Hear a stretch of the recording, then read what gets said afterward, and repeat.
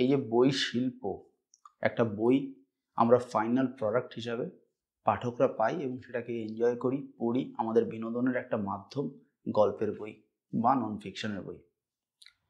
কিন্তু এই বই শিল্পের সঙ্গে বহু ধরনের পক্ষ যুক্ত থাকে। পাঠক একটা পক্ষ, প্রকাশক, লেখক, বাইন্ডিং যারা করে তারা, প্রুফ রিডার, কভার আর্টিস্ট, এই সমস্তরা বিভিন্ন পক্ষ, যাদেরকে ইংরেজিতে বলে স্টেক হোল্ডার। এই সমস্ত স্টেক হোল্ডারদেরকে এক জায়গায় কারা আনে এবং এই স্টেক হোল্ডার ম্যানেজমেন্ট খুব সহজ কাজ হলেও আমি যে ধরনের কাজ করি সেই কাজের অভিজ্ঞতা থেকে আমি বলতে পারি।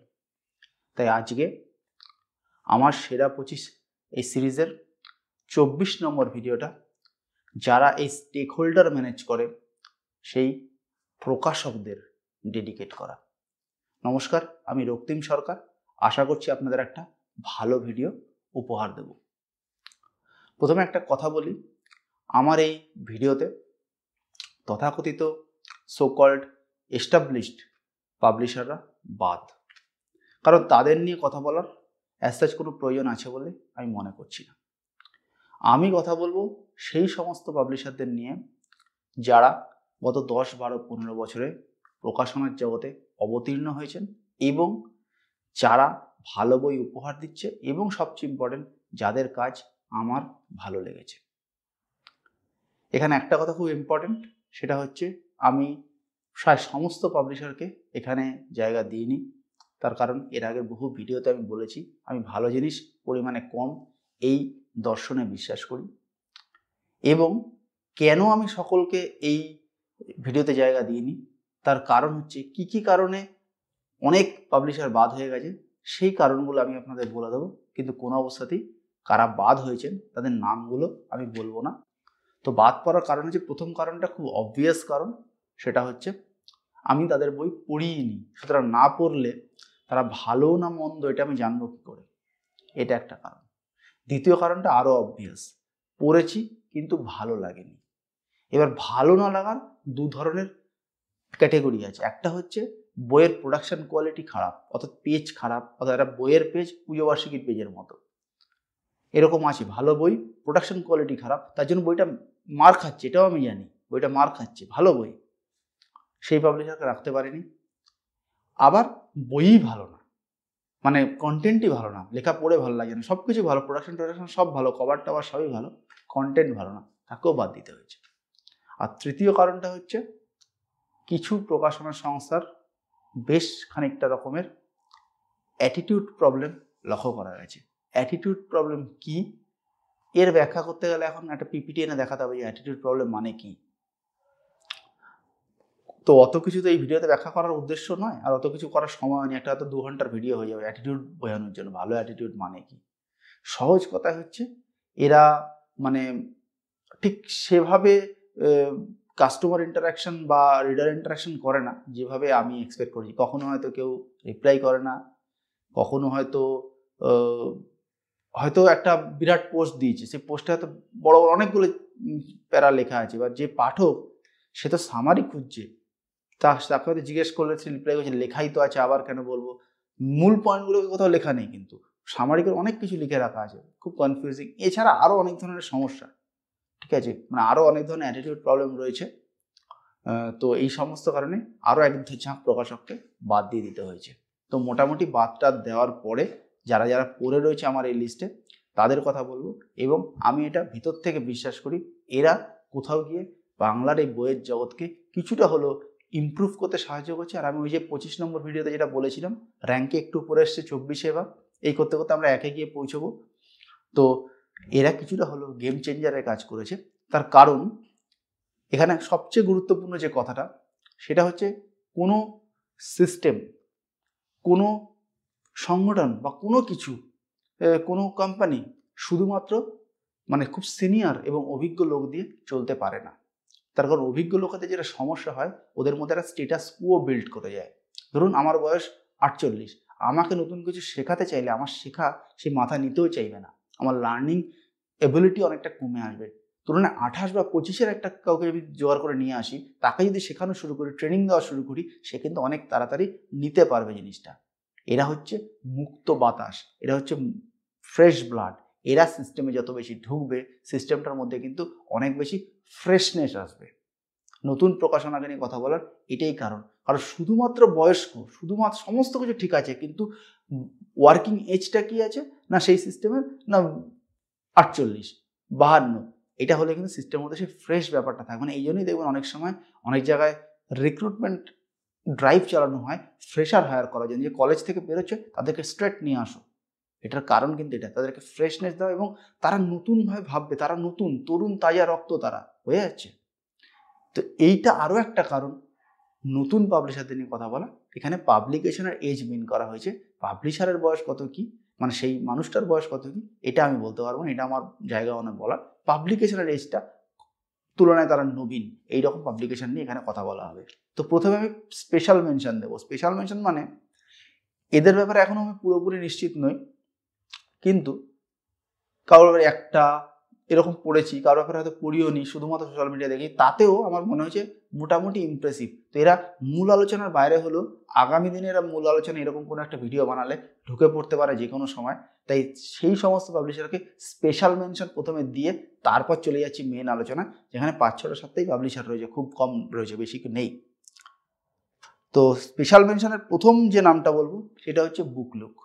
বুকলুকের জার্নিটা মোটামুটি জানা, যেহেতু ওদের কাছে একটা সময় বইও আনিয়েছে, এখন ওরা পাবলিকেশন হয়েছে। ওদের কিন্তু কাজ অবজার্ভ করে মনে হচ্ছে ভালো, যদিও পড়িনি, ওদের কথাকলি কোথায় এই ধরনের বইটই আছে, পড়িনি, কিন্তু কাজের লক্ষণ কিন্তু ভালো রয়েছে। তারপর রয়েছে হচ্ছে সৃষ্টিসুখ। সৃষ্টিসুখেরও কিছু বই পড়েছি আমি, কিছু বই পড়েছি, পুরোপুরি কমেন্ট করার মতো জায়গায় না হলেও বইয়ের যে প্রোডাকশন কোয়ালিটি বা কিছু বইয়ের মধ্যে একটা দুটো বই ভালোই লেগেছে, তাই তাকেও স্পেশাল মেনশনে রাখতে হচ্ছে। এরপর হচ্ছে প্ল্যাটফর্ম। প্ল্যাটফর্ম নিয়ে গত কয়েকটা ভিডিওতে অনেক কথা বলেছি, সোমনাথ পাবলিশার ওরা, কিন্তু এছাড়া ওদের পুজো বার্ষিকীতে কিছু লেখা ভালো লেগেছে, তাই ওদেরকেও স্পেশাল মেনশনে রাখলাম। এরপর হচ্ছে আনারি মাইন্ডস। আনারি মাইন্ডস মানে হচ্ছে বৃশ্চিক চক্রের পাবলিশার। আমি জানি না বৃশ্চিক চক্র বইটা এখন কোন পাবলিশার কী আছে, কিন্তু সেই সময় ছিল।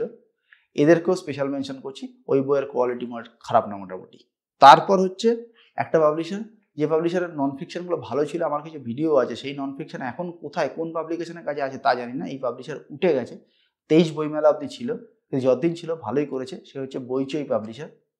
তো সেই জন্য বইচইয়ের নামটাও করে দিতে হচ্ছে, যদিও এই পাবলিশারের আর কোনো অস্তিত্ব এখনো অবধি নেই। এরপর হচ্ছে বৃতি পাবলিশার।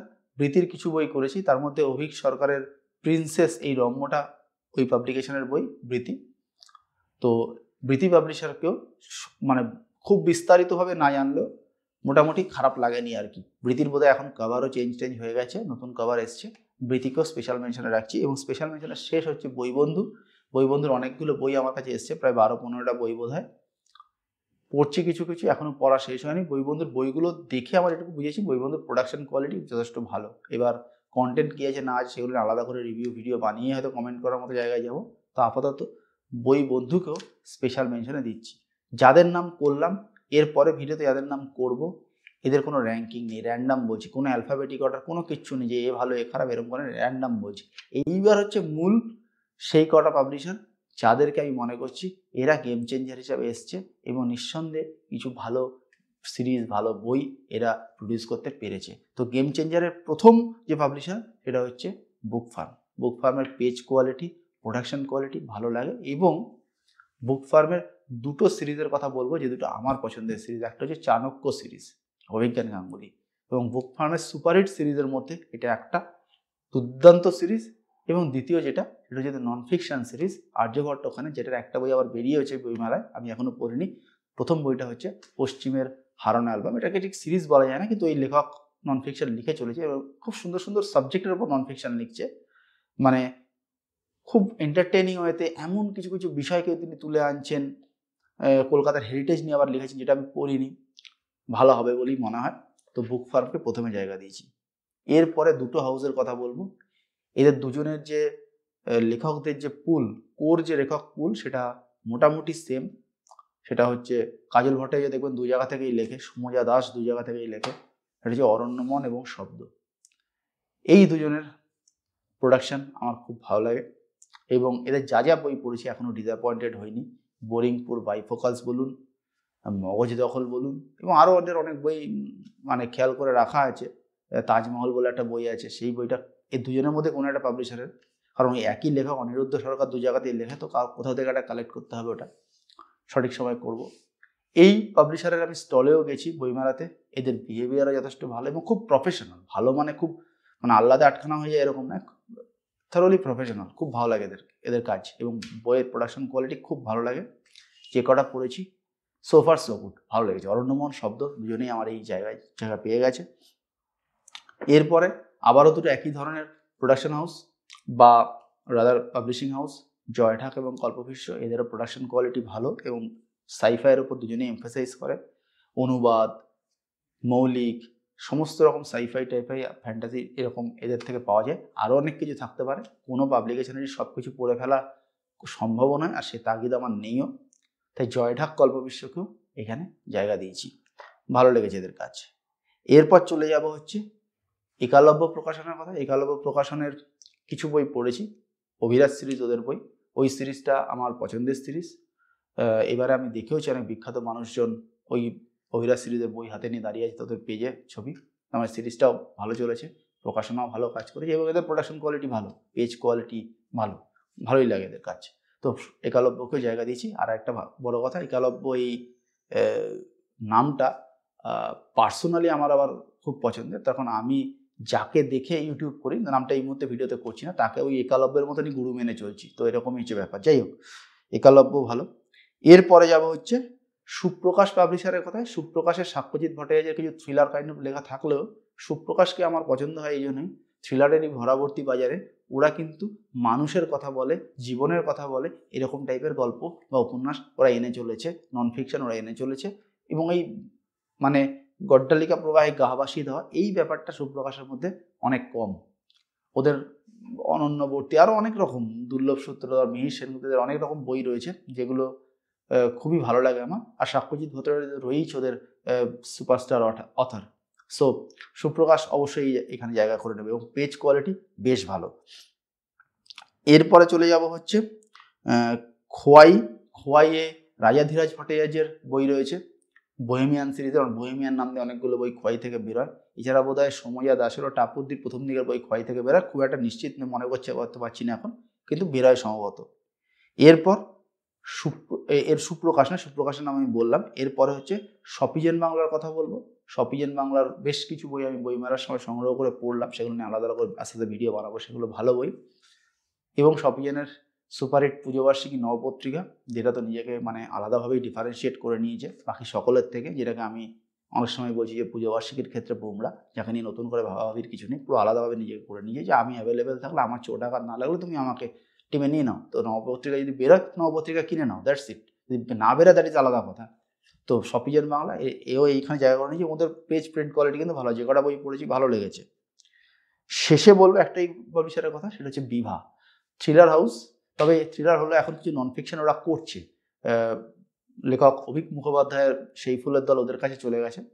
এছাড়া সায়ন্তনী পুতদণ্ড, অনিরুদ্ধ সাউ, এদের বইও বিভাতে রয়েছে। বিভার কাজও ভালো। তো মোটামুটি এই কজন পাবলিশারকে এই ভিডিওটা ডেডিকেট করলাম। মনে করছি এরা এই শিল্পে গেম চেঞ্জার হিসেবে কাজ করেছে বা আগামী দিনে আরও ভালো কাজ করবে, আরও ভালো সিরিজ, বই এগুলো নিয়ে আসবে। যারা যে জিনিসে ফোকাস করে রয়েছে, আমি অনুরোধ করব তারা সেই জিনিসটার থেকে বেরিয়ে নিজের প্রোডাক্ট বা সার্ভিস লাইনকে এক্সটেন্ড করুন। অর্থাৎ আপনি যদি থ্রিলারে ফোকাস করেন, আপনি চেষ্টা করুন নন ফিকশনে যাওয়া। আপনি যদি শুধু ফিকশন ফোকাসড হন, চেষ্টা করুন নন ফিকশনে যাওয়ার। আপনি যদি খুব বেশি সামাজিকে ফোকাসড হন, তাহলে চেষ্টা করুন থ্রিলারে ঢোকার। অর্থাৎ প্রোডাক্ট বা সার্ভিস লাইন এক্সটেন্ড করার চেষ্টা করুন। টাটা গ্রুপ নুনের ব্যবসাও করে, আবার গয়নার ব্যবসাও করে। তানিস্ক আবার এসি, টিভি, ফ্রিজ, ক্রোমা তারও ব্যবসা করে, আবার সফটওয়্যারের ব্যবসাও করে টিসিএস। ঠিক আছে? সো নিজের প্রোডাক্ট লাইনকে এক্সটেন্ড করার চেষ্টা করুন। উদাহরণ দিয়ে বললাম, টাটা গ্রুপ হতে কাউকে বলছি না, উদাহরণ দেওয়ার জন্য বললাম। এবং এইভাবেই সার্ভিস লাইন বা প্রোডাক্ট লাইন এক্সটেন্ড করে কোন জায়গায় যাওয়া যায়, এরকম একজন লেখক আমাদেরকে দেখিয়ে দিয়েছেন। একটা হিন্ট ছেড়ে যাচ্ছি, এই হচ্ছে আমার এই সিরিজের পরের ভিডিওতে জায়গা পাবে, যিনি ভয়েস আর্টিস্ট, ইউটিউব চ্যানেল করতে করতে আজকে লেখক হয়েছেন এবং যার জন্য ভিড় উপচে পড়ে। আমি নিজে বইমেলায় 2 দিন দেখেছি যার জন্য ভিড় উপচে পড়ে। কে সেই লেখক? যদি কমেন্ট করতে পারেন গেস করতে পারেন, আবার করতে পারেন। সে নিজের সার্ভিস লাইন বা প্রোডাক্ট লাইনকে কিন্তু এক্সটেন্ড করেছে, অর্থাৎ ভয়েস আর্টিস্ট থেকে নিজেকে লেখকে কনভার্ট করেছেন। তাই সমস্তদের বলবো যেটাই আপনারা এমফেসাইজ করছেন সেটা ধরে রেখে, কোর স্ট্রেংথকে ধরে রেখে নতুন দিকে নিজেদেরকে ছড়িয়ে দেওয়ার চেষ্টা করুন। আমার এই ভিডিও ভালো লাগলে অবশ্যই একটা থামস আপ, চ্যানেল ভালো লাগলে সাবস্ক্রাইব। দেখা হবে পরের ভিডিওতে, ততদিন ভালো থাকবেন, টাটা।